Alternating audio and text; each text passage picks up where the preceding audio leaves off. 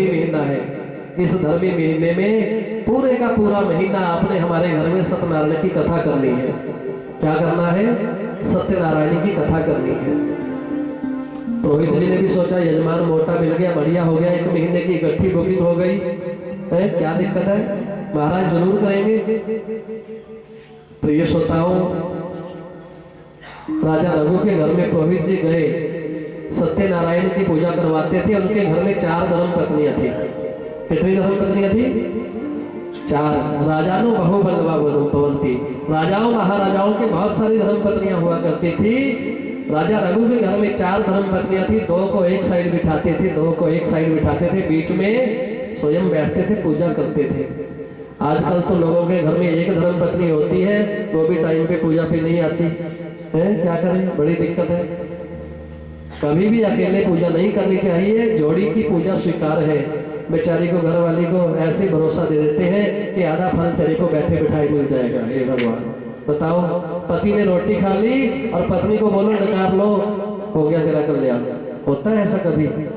अरे बाबा, अपने भोजन करने से अपने को शांति मिलती है, दूसरे का हमें नहीं मिलता। ये तो सिंपल भरोसा दिया हुआ है। राजा रघु ने पूजा करवाई।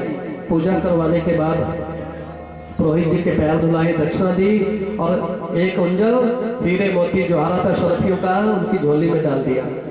जैसे झोली में डाला सज्जनों, पुरोहित जी वापिस चले गए। लगातार 15 दिनों तक कथा की।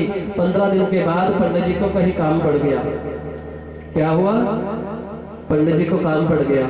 उन्होंने अपने बेटे से कहा, बेटा, राजा रघु की कथा टूटनी नहीं चाहिए, जाओ कथा करके आना। कहने लगे, ठीक है पिताजी, मैं कथा करके आता हूँ।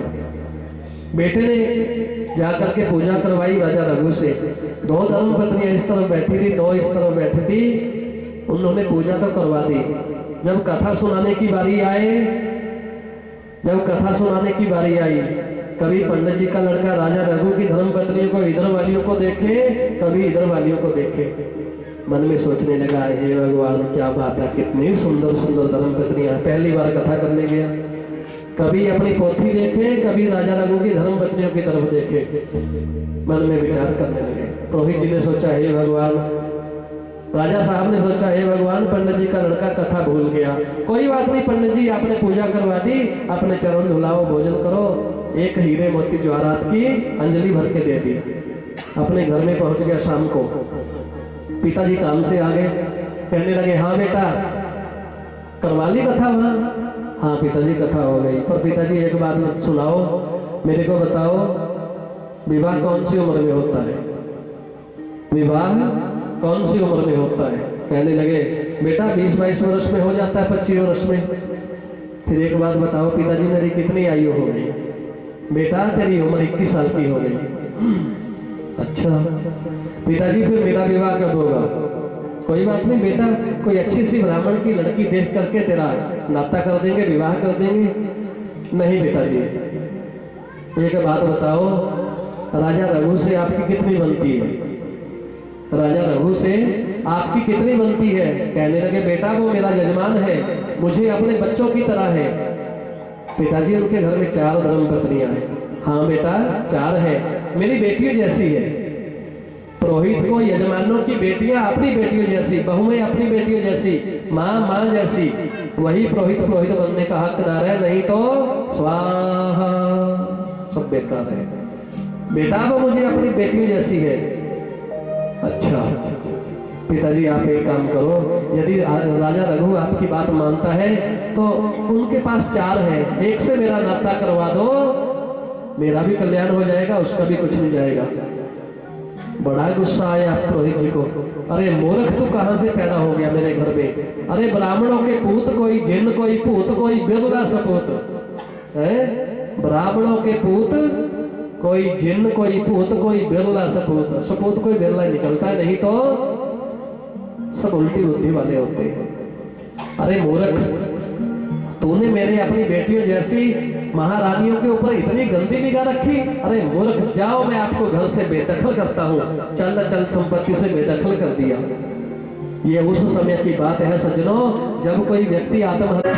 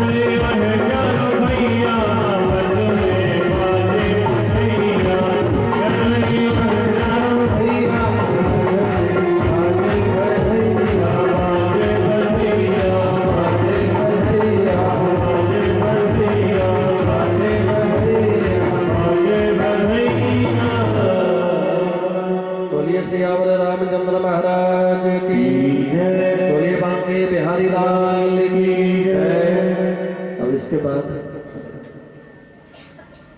एक कथा और बड़ी ऐसी सुना दूं बीच में।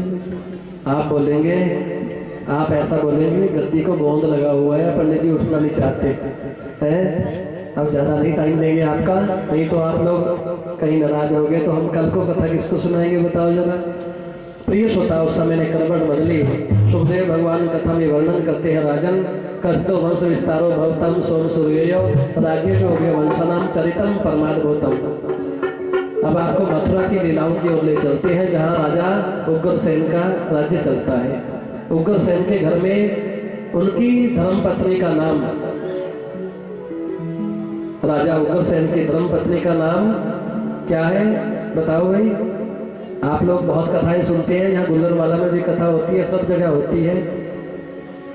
चलो कोई बात नहीं, हम बता देते हैं। उनकी धर्मपत्नी का नाम है पवन रेखा। क्या नाम है? क्या नाम है? पवन रेखा। कल को पूछ लेंगे हैं, फिर बता देना क्या नाम है। बग्गो क्या बोल रहे? उनकी धर्मपत्नी का नाम है पवन रेखा।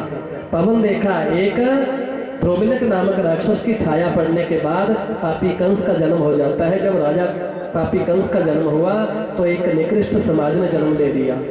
हवन कुंड बंद हो गए, स्वाहा स्वधा की अग्नि को शीतल होना पड़ा। धीरे धीरे पापी कंस जब 18 वर्ष का हुआ, इस बात को सब ज्योतिषी जानते थे। माघ महीने वीरवार के दिन वो पैदा हुआ। जिस दिन पापी कंस राजगद्दी पर बैठ जाएगा, राजगद्दी पाताल में चली जाएगी। चारों तरफ कन्याओं का अपमान होने लगा, गौओं की बेकदरी होने लगी, लोग लाठियां चलाने लगे, माता पिता की सेवा बंद हो गई। बताओ, जिस घर में माता पिता की सेवा नहीं होती उस घर में आज भी कंस का ही राज्य है। सज्जनों, माता पिता की सेवा करनी चाहिए, कन्याओं का सम्मान करना चाहिए, इन माता बहनों का सम्मान करना चाहिए, इज्जत मान करनी चाहिए। क्योंकि दुर्गा सप्तशती में मंत्र आता है, सर्वरूपमयी देवी सर्वम देवी मयम जगत अतो अहम विश्व रूपम ताम नमामि परमेश्वरी। ये भगवती माँ जगदम्बा का ही स्वरूप बैठी हुई है। माँ जगदम्बा का सूक्ष्म रूप आपसे माता बहनों में है। विशाल रूप, विराट रूप, संसार का दर्शन करो। पापी कंस का जन्म हो जाता है। ज्यादा इधर उधर की ना करे, समय ने करवट बदली। धीरे धीरे राजा कंस गया दिग्विजय करने के लिए। जरासंध को ललकारा, को वल्या फिर हाथी को मारा। 2 धर्म पत्नियों को साथ में हाथी पर बिठा करके ले आया, अस्थि और प्राप्ति को। उनकी 2 धर्म पत्नियां हैं, अस्थि और प्राप्ति। गया तो था दिग्विजय करने के लिए, जरासंध ने उनको जवाई बना लिया। युद्ध का खटका खत्म हो गया। रास्ते में आते हुए अगासुर, बकासुर, त्रेणावर्त, व्योमासुर, लंबासुर, शक्तासुर आदि राक्षसों को बंदी बना करके मथुरा में ले आया। अपने पिताजी को जेल में बंद कर दिया, राज्य का मुक्त अपने मस्तक पर रख लिया। पापी कंस के राज्य में एक निकृष्ट समाज ने जन्म लिया। साधु संत महात्मा लोग जंगलों में जाकर के छिप करके हवन पूजा पाठ करने लगे। मंदिरों में घंटी बजना बंद हो गया।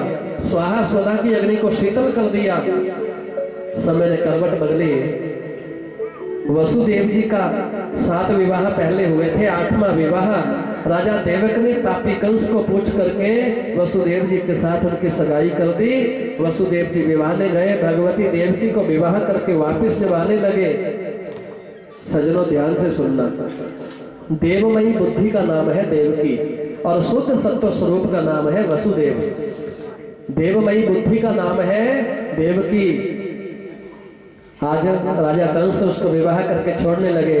सज्जनों, जब कन्या विदा होती है वो माता पिता को, अपने कुल को, अपने परिवार को शीश दे करके जाती है। कैसी शीश? चिरंजीव तु मे माता आरोग्यम चस्तु मे पितु भ्राता भवतु दीर्घायु धनम धान्यम सदा गृहे।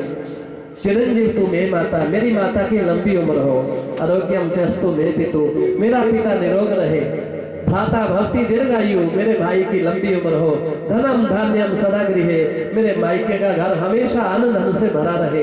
ये कन्या कामना करती है जाते हुए। राजा कंस ने आज देवमयी बुद्धि की लगाम अपने हाथ में पकड़ ली। देवताओं ने खंडन कर दिया ऊपर से, ये तो बहुत बड़ा इज्जतदार बन गया, आपकी बहना की सगाई विवाह के बाद छोड़ने जा रहा है। इतने में आकाशवाणी हुई, अस्यास्तमस्तमो गर्भो हंतायाम बहसे बुधः। ए अबुध कंस, आज जिस तू अपनी लाडली बहना को छोड़ने जा रहा है, इसकी गर्भ से 8वां जो बालक आएगा तेरा काल बन करके आएगा। वहीं पर रथ को रोका, भगवती देवकी की चोटी को पकड़ लिया। ना रहेगा बांस, ना बजेगी बीन, क्या बोल रहे हो, ना बजेगी बांसुरी, ना रहेगा बांस, ना बजेगी बांसुरी। संतान तो देवकी से आएगी, इसी का कल्याण कर दो। वसुदेव जी ने कहा, राजन आप बहुत बड़े बलशाली योद्धा हो, इस नव विवाहिता को काहे को मारना चाहते हो? आपको 8वें बालक से डर है, मैं आपको दे दूंगा, ना मारो। इतना कहने के बाद पुनः वसुदेव देवकी को पापी कंस ने जेल में बंद कर दिया। और जेल में बंद करने के बाद सज्जनों, धरती माता पापी कंस के अत्याचार से दुखी होकर के रोती बिलखती हुई ब्रह्मा जी के पास गई। आकाशवाणी हुई, आपकी दुखों को दूर करने वाला, भूख भार उतारने वाला भगवती देवकी की गर्भ से 8वां बन करके आएगा। समय ने करवट बदली, पहला बालक कीर्तिमंत पैदा हुआ। वसुदेव जी सहज लेकर के राजा कंस के पास गए, तो राजा कंस ने बालक को मोड़ दिया, मुझे पहले से डर नहीं है, 8वें से डर है। जब ऐसा कहा, इतने में ऐसे हाथ में कमल का फूल लेकर के नारद जी आ गए। कहने लगे, राजन जानते हो मेरे हाथ में क्या है? कहने लगे, कमल का फूल है। इसकी कितनी पंखुड़ियां हैं? कहने लगे 8। जरा गिन के बताओ, 1 2 3 4 5 6 7 8। कहने लगे, अब इधर से गिनो, इधर से ये 8वीं, इधर से ये 8वीं, इधर से ये 8वीं। महाराज जी आप बोलना क्या चाहते हो? कहने लगे, मैं ज्यादा नहीं बोलना चाहता। देवताओं की गिनती ऊपर से नीचे को भी आती है और नीचे से ऊपर को भी जाती है। 8वां कहीं पहला बन के आ गया तो तेरा तो लग गया नंबर, तू तो गया काम से। सज्जनों, सुखदेव भगवान कथा में वर्णन करते हैं, राजन कंस के सुमुख ध्वजा, कंस के बाल बिखरे हुए थे। भगवती देवकी की कारागार की तरफ गया, पहला बालक कीर्तिमंत उठाया, शिला के ऊपर पटक करके मृत्यु की घाट उतार दिया। बोले सच्चिदानंद भगवान की। दूसरा बालक पैदा हुआ, तीसरा, चौथा, 5वां, 6ठा, जल्दी जल्दी हो गए सब। क्यों? ऑपरेशन का जमाना है। पहले बच्चे सहज पैदा होते थे, उनकी जन्म पत्रियां बनाई जाती थी, वो सही फल देती थी। अब लोग हमें पूछते हैं, पंडित जी डिलीवरी कब करवाएं? जिस दिन गंडमूल ना हो, दशा चौथ ना हो, मंगलीक ना हो, ऐसा लगन टाइम निकाल के दो, उसमें हमने डॉक्टर साहब को पैसे देने और जो होगा सो ठीक है। हे भगवान, फिर बताओ हमने कहाँ जाना है? ना गंडमूल, ना दशा चौथ, ना कब तक शांति है, बताओ। लोग भी इतने अटपटे हैं, पैसे भी ब्राह्मणों के खर्च करवाते हैं। अब तो हैं, शादियां भी फोन पे पूछने लग गए। हम जब घर में जाते हैं स्विच ऑफ कर देते हैं इसको, है जिसको आना है घर में आओ भाई, है बताओ। ऐसे थोड़ा भी बात बनती है। हमने अपने बच्चों को मंदिर में थोड़ा भी छोड़ना जाने के लिए, है। बोलिए बांके बिहारी लाल की। 6 बालक पापी कंस ने मृत्यु की घाट उतार दिए। 7वां बालक जब बल्लू भैया जी आए, भगवान ने तुरंत योग माया को सहारा किया। भगवान अपनी ताहरात्रि शरदोत्फुल्ल मल्लिका वीक्षरंतो मनश्चक्रे योग मायाम उपाश्रिता। भगवान ने योग माया का सहारा